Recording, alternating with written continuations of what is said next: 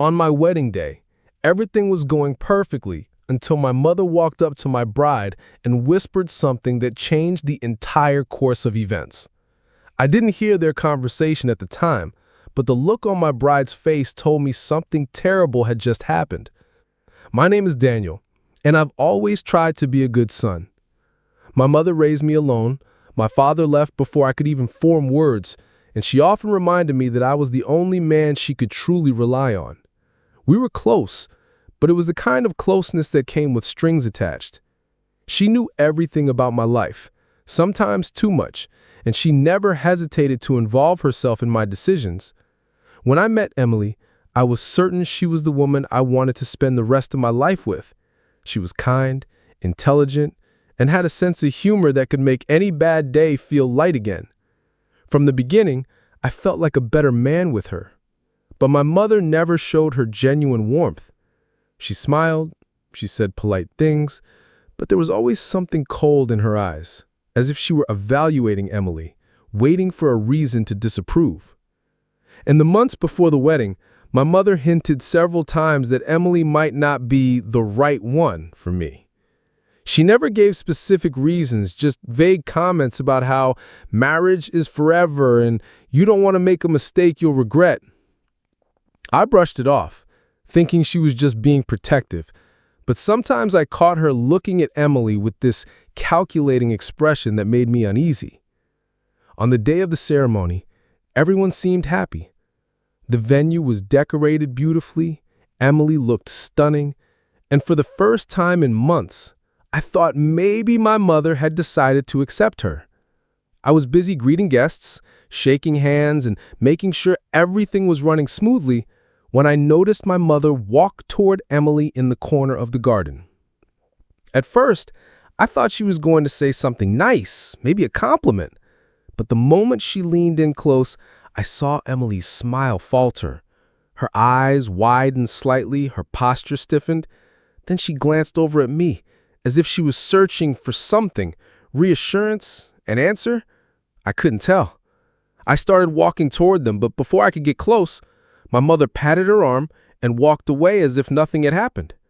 Emily turned to speak with one of her bridesmaids, forcing a smile that didn't quite reach her eyes. For the rest of the ceremony, I couldn't shake the feeling that something was wrong. She said her vows with the same love and conviction as always, but there was a flicker of something in her gaze that hadn't been there before. A shadow I couldn't name.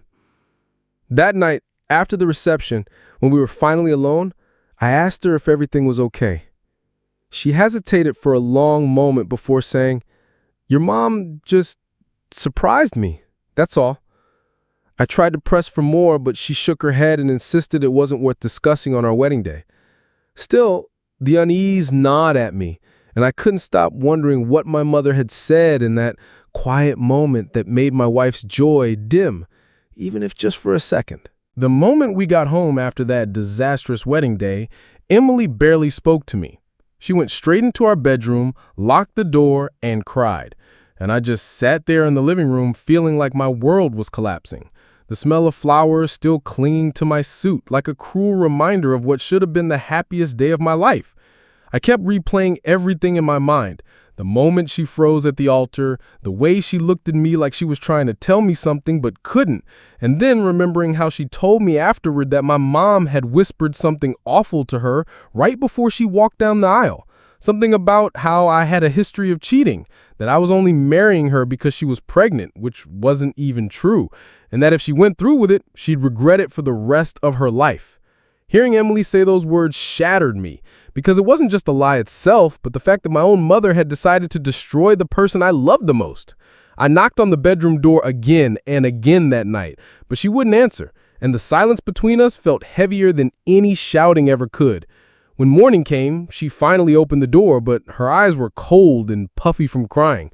She told me she needed space, that she couldn't trust me right now, even though I swore to her that my mom was lying.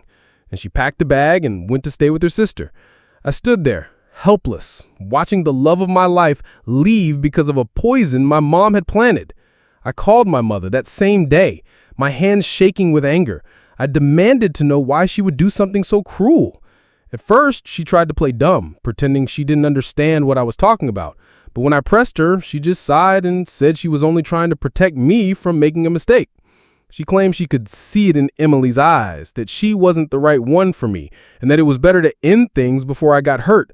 I yelled at her, told her she had no right to make that choice for me, and that if I lost Emily because of her lies, I would never forgive her.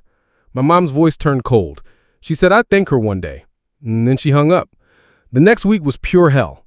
Emily wouldn't return most of my calls, and when she did, she sounded distant, like she was talking to a stranger. I tried sending flowers, writing letters, even showing up at her sister's place, but she wouldn't let me in. Her sister told me Emily needed time to think, but I could tell she was angry at me too, probably believing the same garbage my mom had said. Meanwhile, my mom acted like nothing had happened. She even called to ask if I wanted to come over for dinner. I refused. I couldn't even look at her. And for the first time in my life, I felt like I didn't have a family anymore. The woman who raised me had just set fire to my future and didn't even seem to care. A few days later, I got a message from one of Emily's bridesmaids. She said she thought I should know that my mom had been talking to Emily privately for weeks before the wedding, telling her little concerns and planning doubts. I didn't even know they were speaking without me, and now it all makes sense. My mom had been working on this sabotage for months, carefully feeding Emily just enough poison to make her question everything. I felt sick to my stomach. I wanted to drive to Emily right then and there and tell her everything, beg her to see the truth, but also knew she might not believe me anymore. I was no longer just fighting for my relationship. I was fighting against the person who gave me life, and that thought broke something inside me. Still, I couldn't give up. I had to find a way to make Emily see who I really was and what my mom had done, because if I didn't, my wedding day would remain nothing more than the day my mother won. I didn't speak to my mom for a week after the wedding. She sent me texts trying to justify herself, saying she was only looking out for me, that she saved me from a lifetime of regret, but every word felt like a knife twisting deeper. Lily was gone. Our apartment was half empty, and my life felt like someone had taken the picture of my future and set it on fire. I kept replaying that moment in my head, her pulling Lily aside, whispering poison into her ear, and Lily's face going from joy to doubt in seconds. I thought maybe I'd get some clarity if I met Lily in person, so I called her. She answered, but her voice was guarded, like I was a stranger. She agreed to meet for coffee. Sitting across from her, I noticed she didn't wear the ring anymore. She said she still loved me, but she couldn't marry someone whose family might always treat her like she was a problem to be solved.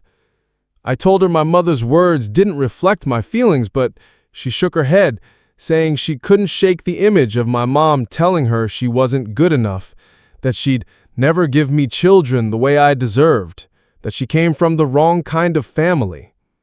Lily said it felt like my mom saw her as some kind of temporary distraction I'd eventually regret, and that she didn't want to spend her life proving her worth. I told her I'd cut my mom out entirely if it meant saving us, but Lily said it wasn't just about my mom anymore. It was about the fact that I didn't see it coming. She said I should have known my mother well enough to realize she might try something like that, and the fact that I didn't meant we weren't ready. That crushed me more than anything because I had been so focused on loving Lily that I ignored the storm brewing right next to me. After that meeting, I sat in my car for an hour, staring at the steering wheel, wondering if I could ever forgive my mom. It wasn't just about losing Lily. It was about losing the trust I had in the woman who raised me. That night, I called my dad, hoping maybe he'd be on my side. He was quiet for a long time before saying, "Your mother's stubborn. She thinks she's doing what's best, even when it's not. I've been living with it for 30 years. That was the first time I heard a crack in his voice, like he too had been on the receiving end of her control. I started to think maybe my mom had a pattern, pushing her way into decisions, shaping the lives of everyone around her, and thinking she knew better. But that didn't excuse what she did to me. I sent her a message saying I needed space and didn't want to hear from her until I was ready. She didn't reply, which I thought meant she respected my boundary. But I was wrong.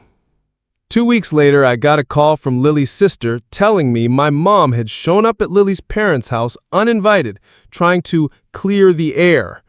Apparently, she told them I was heartbroken and that Lily should reconsider, but instead of apologizing, she doubled down, saying she still didn't think Lily was right for me.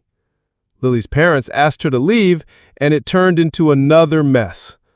That was the moment I realized this wasn't just interference, it was sabotage. My mother wasn't trying to fix things, she was trying to make sure there was nothing to fix. And that's when my grief started to turn into anger, into something sharper, into the beginnings of a plan for how I was going to take control of my life again. I woke up the next morning in a small Airbnb my friend had booked for me. My head pounded, not from alcohol, but from the crushing weight of everything that had happened. My phone was full of missed calls and unread messages, some from relatives demanding explanations, some from friends trying to comfort me, and a few from my mom herself. I didn't open hers. I couldn't. I just stared at the screen, wondering how a single day could completely dismantle the future I had been building for years. Around noon, my dad showed up. He didn't say much at first, just handed me a coffee and sat down across from me. He looked tired, older somehow. He finally said, "I didn't know she was going to do that. I swear to you, I had no idea." His voice cracked, and I believed him. My mom had always acted independently, never really discussing her more drastic plans with anyone. She thought she knew best, always. My dad admitted he'd tried calling her after the disaster at the wedding, but she refused to see what she'd done as wrong. In her mind, she had saved me from a mistake. My stomach churned as I thought about Emily. I hadn't heard from her directly, just a short message from her maid of honor saying Emily needed space and might be staying with her parents for a while. That hurt more than anything. It wasn't anger in those words, it was distance. My best friend, Matt, insisted on dragging me out that evening to keep me from drowning in my own thoughts. We went to a quiet bar, but every time the door opened, I half expected to see Emily walk in. Instead, it was a quiet night of him trying to distract me with stories from our college days. I appreciated it, but my mind kept looping back to my mom. I replayed the scene over and over, her smug expression, Emily's pale face, the collective silence of the room when she dropped her bombshell. I wondered if my mom had been planning this for weeks, maybe months. The way she timed it so perfectly, right before the vows, felt calculated. 2 days later, Emily finally called. My heart raced when I saw her name on the screen. She sounded exhausted. She told me she wasn't angry with me, but that she needed to figure out if she could still marry into a family where my mom might be a constant source of stress and humiliation. I tried to promise her that I would set boundaries, that my mom would never be allowed to interfere again, but I could hear the hesitation in Emily's voice. "It's not just about you," she said softly. "It's about the life we'd be building. I can't walk into that life without knowing it's safe for me." After the call ended, I sat in silence for a long time. I knew what I had to do. If I wanted any chance of getting Emily back, I had to confront my mom, not just to demand an apology, but to make it clear that she no longer had control over my life. That evening, I drove to her house. She opened the door with a smile, as if nothing had happened. I stepped inside and told her as calmly as I could that she had destroyed my wedding day and possibly my relationship. Her face hardened instantly. "You'll thank me one day. Better some pain now than a lifetime of regret." I realized then that she genuinely believed she had done the right thing. That was the most terrifying part. I told her I was done letting her dictate my choices. If she wanted to be in my life at all, she would have to respect my boundaries and the woman I loved. She scoffed, saying, "You'll come running back after she leaves you." I walked out shaking, but strangely lighter. For the first time, I had stood my ground. I didn't know if it would be enough for Emily to come back, but I knew I couldn't rebuild my life without cutting the strings my mother had tied to me for so long. In the days after the wedding disaster, I thought the hardest part was over.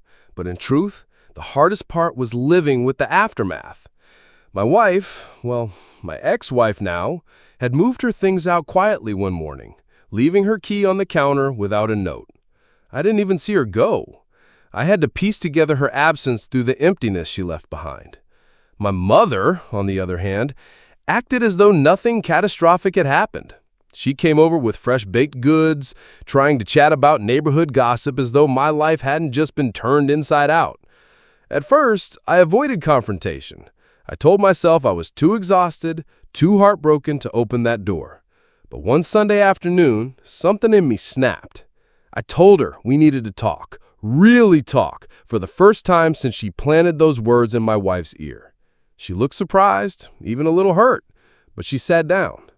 I told her exactly what her interference had cost me. Not just a marriage, but trust, respect, and the belief that she wanted my happiness over her control.